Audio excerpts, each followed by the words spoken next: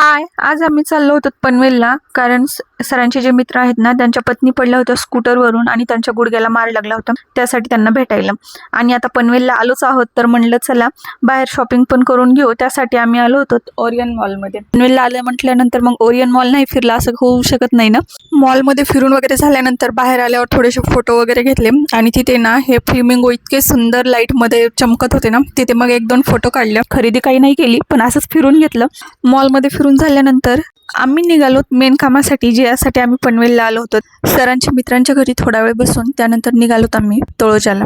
आणि घराकडे येताना ना आम्ही गेलो होतो हनुमान मंदिरामध्ये, कारण आज होता शनिवार आणि त्यातल्या त्यात आज हनुमान जयंती होती. त्यामुळे म्हटलं मंदिरात जाऊन लगेच दर्शन घ्यावं आणि मग घराकडे जावं.